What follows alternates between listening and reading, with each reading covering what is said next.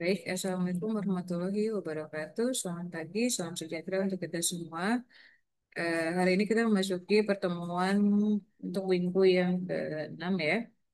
Nah, untuk minggu depan, untuk yang kelas hybrid, nanti mungkin bisa melakukan pertemuan secara offline atau tatap muka. Jadi, minggu depan saya tunggu teman-teman untuk bergabung bersama kelas manajemen SDM yang pagi eh, untuk melakukan pertemuan secara offline ya. Nah, minggu ini kita akan bahas mengenai materi seleksi dan juga penempatan pegawai. Di sini bisa dilihat ya pada layar yang sudah saudara eh, tonton sekarang. Kita akan mulai dari definisi seleksi pegawai. Nah, kalau saudara lihat di sini ada pengertian seleksi pegawai ya.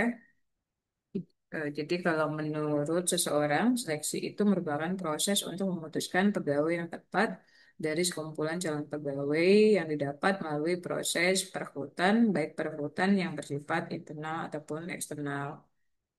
Jadi ketika tahapan perekrutan pegawai sudah dilakukan, maka tahapan berikutnya yang bisa dilakukan adalah seleksi pegawai. Nah, seleksi ini merupakan proses lanjutan dari rekrutmen pegawai tadi.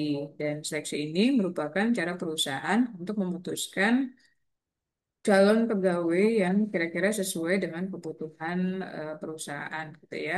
Baik dari karakteristik pegawainya, kemudian kompetensi yang dimiliki, kemudian juga keterampilan yang mereka kuasai dan lain sebagainya. Nah, kemudian yang berikutnya kita akan lihat ada beberapa tahapan dalam melakukan kegiatan seleksi pegawai. Jadi, seleksi pegawai itu pada dasarnya dia dimulai dari adanya kebutuhan perusahaan akan tenaga kerja tambahan pada perusahaan yang mereka kelola ya. Nah, untuk membuat tahapan seleksi, yang pertama dilakukan adalah menentukan tuntutan pekerjaan dan juga mulai dari job description ya, ataupun deskripsi pekerjaan, kemudian juga ada job specification atau spesifikasi pekerjaan dan juga performance standar atau standar penilaian kinerja yang dimiliki perusahaan. Jadi ketika perusahaan mau melakukan kegiatan seleksi, hal pertama yang harus menjadi pertimbangan adalah menentukan eh, bidang pekerjaan apa yang kira-kira membutuhkan pegawai baru, mulai dari deskripsi pekerjaannya seperti apa, kemudian juga keahlian yang harus dimiliki di bidang apa, dan juga standar kinerja yang diharapkan dari suatu jabatan yang membutuhkan calon pegawai baru tadi. Nah, kemudian yang berikutnya adalah tahapan yang kedua adalah menentukan jenis orang yang dibutuhkan. Nah, untuk menentukan jenis orang ataupun jenis pegawai, sesuai dengan kebutuhan perusahaan.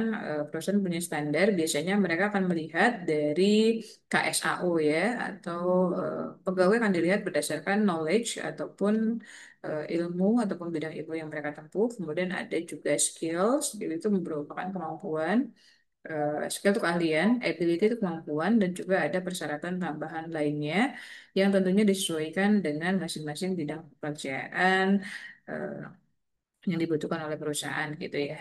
Nah, knowledge ini dia menggambarkan jenis ataupun bidang pendidikan yang diharapkan dimiliki oleh si calon pegawai tadi.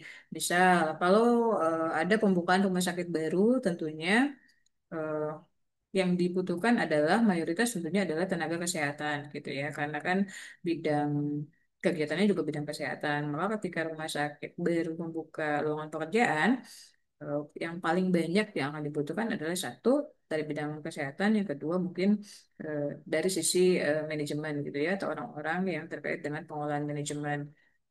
Nah, maka yang akan bisa melamar di perusahaan tersebut ya tentunya orang-orang yang terkait dengan ya minimal dua bidang tadi gitu ya.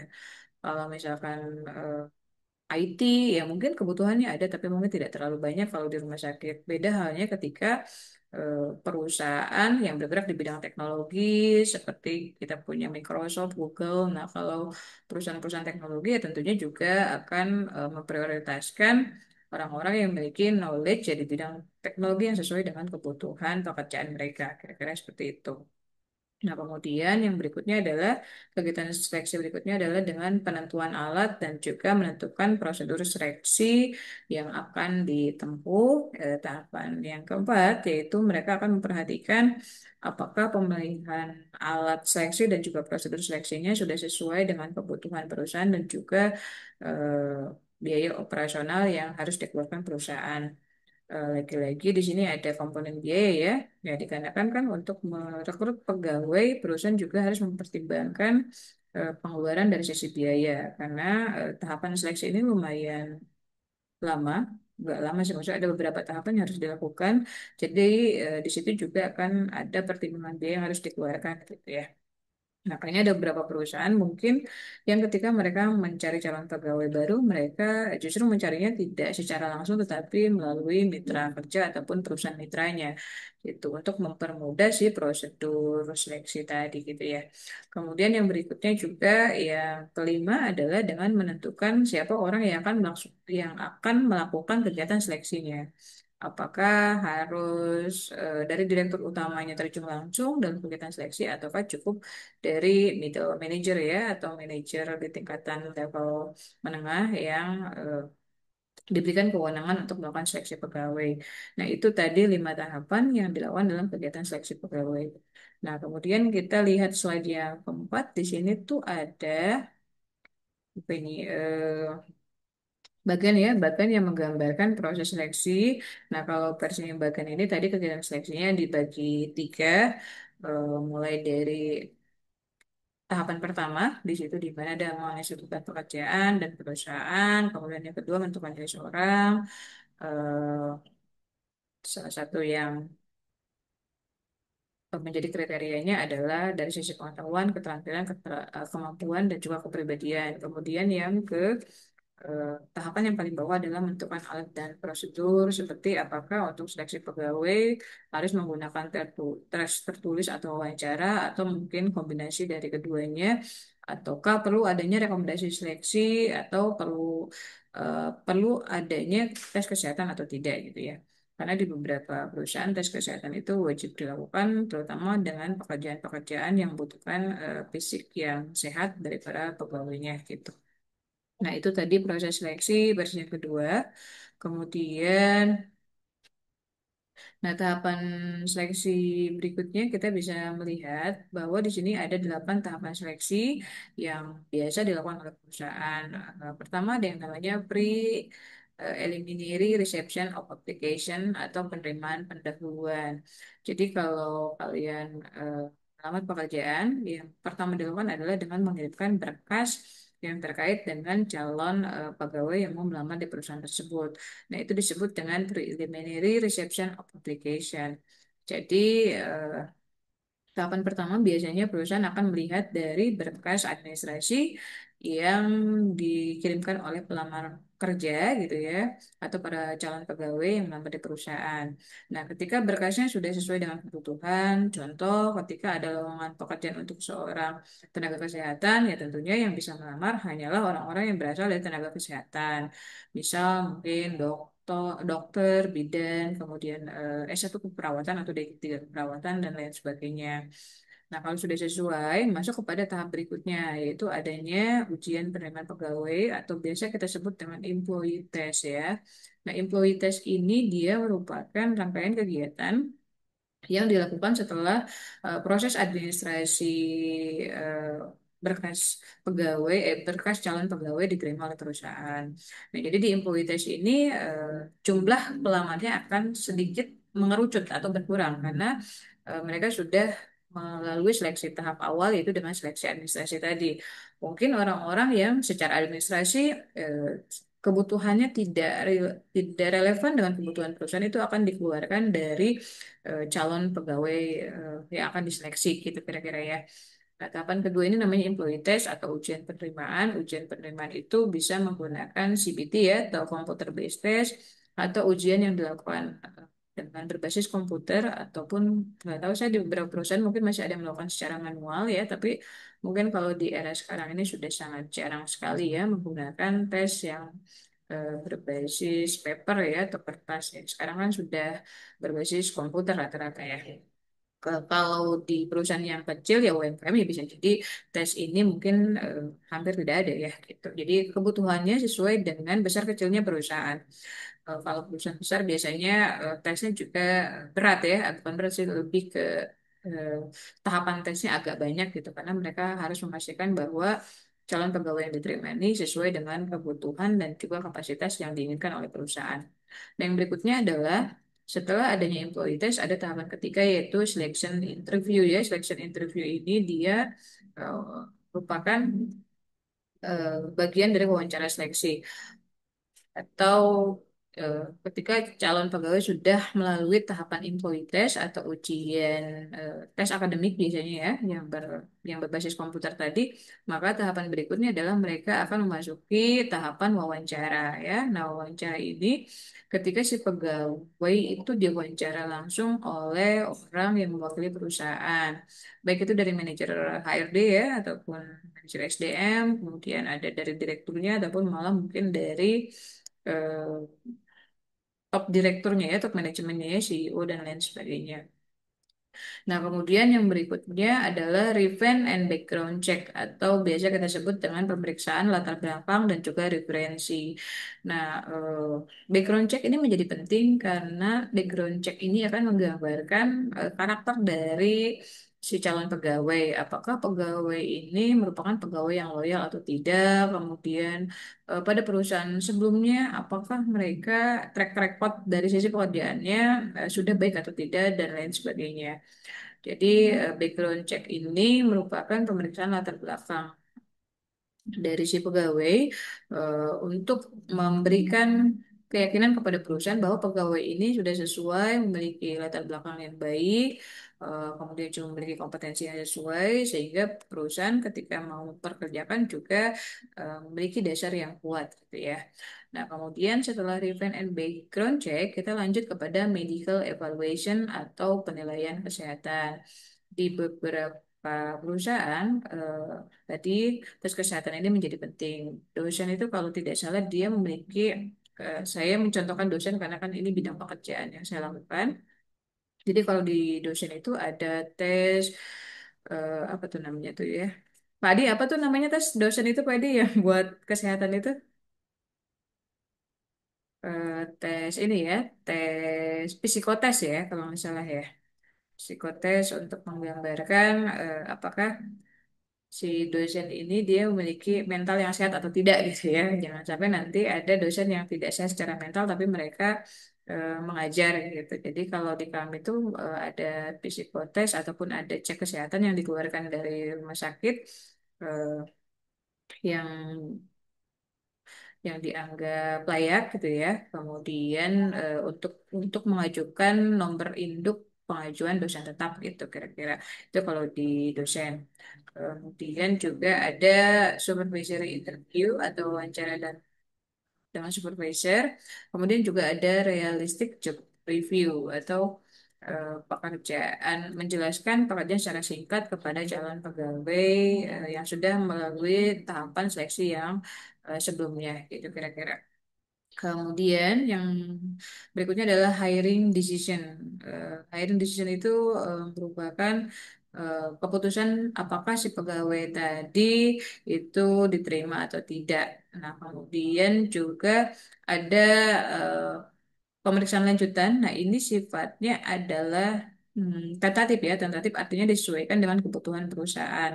Di sini ada perform drug test atau ada uji eh, bebas obat terlarang. Jadi kalau di beberapa kebutuhan perusahaan, mereka mensyaratkan uji perform drug test.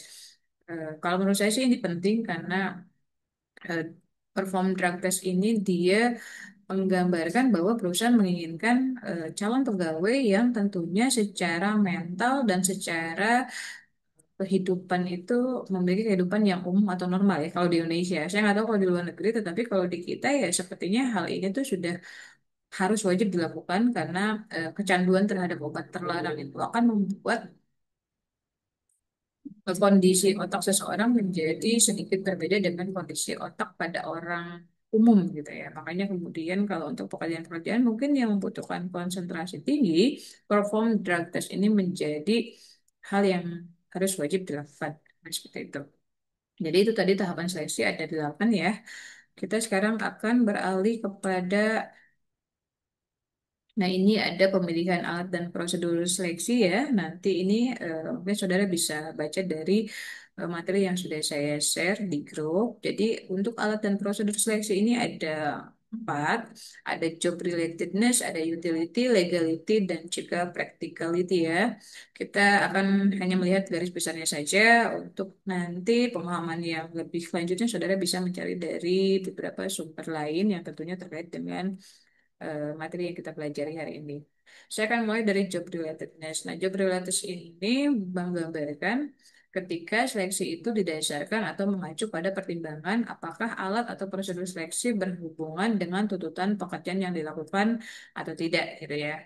Contoh, kalau untuk kebutuhan pekerjaan yang membutuhkan keahlian skill teknis ya, contohnya mungkin untuk pegawai MBG, kan pegawai MBG ini sedang booming ya, atau pegawai yang direkrut untuk melakukan untuk mengelola makanan bergizi yang diperuntukkan bagi siswa se-Indonesia. Nah, maka mungkin tes seleksinya harus terkait dengan bidang MBG tadi. Contoh mungkin salah satunya adalah ya tentunya ada perwakilan dari bidang gizi ya, bidang gizi, kemudian orang yang ahli di bidang gizi yang bisa mengukur apakah dengan biaya yang Rp15.000 atau berapapun itu ini sudah memenuhi unsur gizi atau tidak gitu ya. Karena kan judulnya makanan bergizi ya, jadi tentunya walaupun makanannya murah harus dipastikan bahwa gizinya itu terpenuhi. Yang kedua, tentunya yang harus dilakukan adalah menseleksi orang berdasarkan kemampuan mengelola masakan. Karena kan MBG ini terkait dengan bidang kuliner ya atau masak-memasak. Jadi dipastikan bahwa orang yang bekerja di MBG ini mereka adalah orang-orang yang kompeten di bidangnya. Ya minimal satu dari orang gizi karena harus dipastikan bahwa gizinya ada. Yang kedua orang yang mahir di bidang masakan atau tahu cara mengelola masakan. Karena kan keinginan presiden itu bahwa selain bergizi, makanan ini juga harus bisa diterima oleh para siswa gitu. Karena iden, bergizi itu identik dengan makanan yang tidak ada rasanya. Maka bagaimana caranya membuat makanan bergizi dengan berbiaya murah, tetapi kemudian makanan ini sesuai dengan lidah para siswa yang ada di Indonesia. Itu bukan hal yang mudah karena akan ada banyak pertimbangan gitu ya, bukan bukan hanya sekedar membuat masakan seperti biasa yang kita konsumsi sehari-hari. Kalau mau dikelola dengan serius MBG tadi gitu ya. Nah, itu tadi contohnya job relatedness gitu. Jadi ketika mau hire seseorang dengan kemampuan tadi untuk bekerja di bidang MBG ya maka dia harus kalau mau butuh tukang masak ya berarti mereka harus dites diseleksi melalui bagaimana cara mereka membuat masakan gitu ya. Apakah dengan lama atau tidak, kemudian tahapannya benar atau tidak dan lain sebagainya gitu ya. Atau kalau mau mempekerjakan orang gizi, apakah mereka sudah tahu karena kan bidang gizi ini mempelajari gizi-gizi yang terkandung dalam sebuah makanan. Maka harus dipastikan bahwa mereka mengerti nih. Kalau misalkan gizi dari sayuran kangkung tuh gizi yang terkandung itu apa saja dan lain sebagainya gitu. Jangan sampai nanti orang yang bergerak di bidang gizi tapi dia bukan berasal dari bidang gizi. Karena itu tidak akan match ya atau tidak akan cocok eh, karena pasti secara pemahaman juga akan berbeda dan mungkin akan tidak menguasai kira-kira seperti itu. Nah, kemudian yang berikutnya, yang ini kan saya pas bisa saudara baca di rumah. Nah, berikutnya kita akan membahas mengenai utility, legality, dan juga practicality. Seperti yang dibilang sebelumnya, bahwa seleksi pekerjaan itu yang pertama kan harus job relatedness atau terkait dengan bidang pekerjaan yang nanti akan dikerjakan. Jadi tes seleksinya dipastikan harus sama. Kalau mencari tukang jahit ya berarti harus dites apakah seorang tersebut bisa jahit atau tidak, gitu ya. Nah, kemudian yang berikutnya adalah utility. Utility ini mengacu pada pertimbangan antara berapa banyak keuntungan yang bisa didapat perusahaan dengan biaya yang harus dikeluarkan perusahaan ketika melakukan seleksi pegawai tadi, gitu ya. Maaf. Lanjut. Itu utility. Utility itu kalau di bahasanya ekonomi itu adalah nilai guna ya, atau seberapa manfaat biaya seberapa manfaat produk yang kita beli atau kita gunakan dengan biaya yang kita keluarkan, kira-kira seperti itu. Begitupun dengan pada proses seleksi pegawai. Yang berikutnya adalah legality. Legality ini mempertimbangkan beberapa kepentingan eh, tes yang itu tidak diperbolehkan oleh undang-undang yang ada di negara kita gitu ya. Dari ketika kita mau melakukan seleksi, harus dipastikan bahwa secara legalitas perusahaan melakukan proses atau prosedur seleksi sesuai dengan eh, bunyi dari undang-undang ataupun ketentuan undang-undang yang berlaku di negara Indonesia seperti itu ya. Contoh mungkin kalau tes kesehatan ya kita hanya melihat dari riwayat medical check yang dimiliki oleh si calon pegawai ya, tanpa harus misalkan si pegawainya disuruh membuka baju di hadapan supervisor dan lain sebagainya. Nah, itu kan juga menjadi hal yang harus dipertimbangkan oleh perusahaan gitu, karena beberapa perusahaan banyak yang menyalahgunakan gitu ya. Kemudian yang berikutnya adalah practicality gitu. Jadi proses seleksi ini atau tahapan seleksi ini ya harus bersikap praktikal atau praktis gitu ya. Dia mudah dilakukan, tidak rumit dan juga tidak memakan waktu yang banyak gitu kira-kira. Nah itu tadi eh, pemilihan alat dan prosedur seleksi yang dibedakan menjadi empat dasar gitu ataupun empat pertimbangan gitu ya. Kemudian berikutnya kita lihat ada yang namanya eh, jenis-jenis tes yang biasa dilakukan oleh perusahaan. Nah, di perusahaan itu kita untuk melakukan seleksi karyawan ada banyak jenis yang bisa dilakukan. Salah satunya ada psychological test, di mana dilakukan untuk mengetahui kepribadian dan juga cara seseorang mengelola emosi, kemudian ada knowledge test ya, atau tes kemampuan terkait dengan bidang ilmu yang mereka kuasai, kemudian ada perform test atau attainment test. Nah, ini untuk mengetahui apakah pegawai memiliki skill ataupun keahlian tambahan atau tidak ya. Kemudian juga ada aptitude test, dia ini dilakukan untuk mengetahui potensi seseorang untuk ditempatkan dalam pekerjaan tertentu ataupun seorang tadi itu bisa di apa itu namanya ya diberikan kompetensi tambahan atau tidak gitu ya. Kemudian ada intelligent test itu diketahui untuk seberapa kompeten orang pada bidang pekerjaannya. Yang terakhir adalah medical test ya. Nah, kemudian nah ini berusaha. Nah, kemudian kita akan membahas tentang penempatan pegawai. Tadi kita sudah membahas tentang seleksi pegawai. eh, Hal yang akan dilakukan setelah melakukan seleksi pegawai adalah penempatan pegawai. Penempatan pegawai ini merupakan proses pengisian jabatan baru ataupun penugasan jabatan baru oleh perusahaan kepada seorang pegawai ya. Nah, jadi penugasan itu terdiri dari empat kegiatan ya. Ada promosi, ada transfer, ada demosi, dan juga ada pemutusan hubungan kerja. Gitu ya. Kita mulai melihat dari yang promosi. Nah, ini ya. Nah, promosi ini dia merupakan cara perusahaan untuk menaikkan jabatan seseorang ke jabatan lain yang tentunya memiliki tanggung jawab yang lebih besar, gaji yang lebih besar, dan juga pada level perusahaan ataupun organisasi yang lebih besar.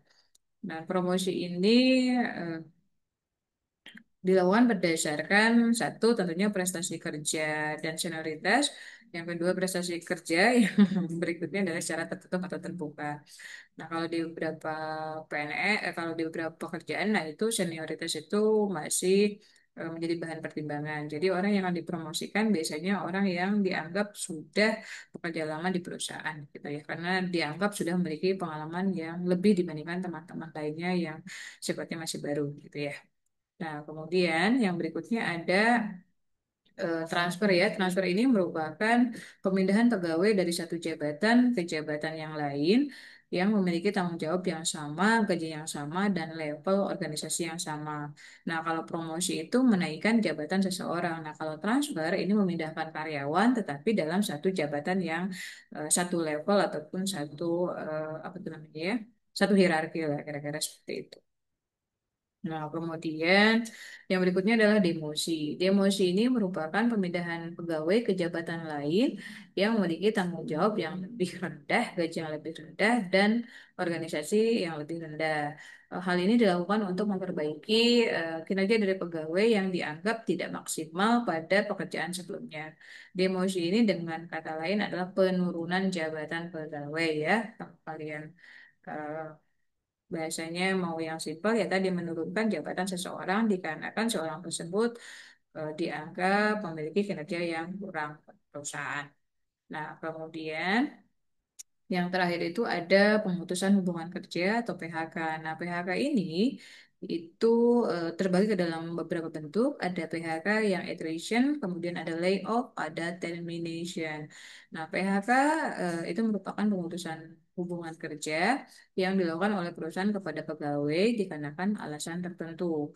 Nah, kalau attrition itu merupakan bentuk PHK atau pengurangan tenaga kerja secara normal atau alamiah dikarenakan unsur misalkan ada pegawai yang mengundurkan diri ketika dia sudah menikah kemudian tidak mendapatkan izin dari suami sehingga pegawai tersebut harus mengundurkan diri dari perusahaan.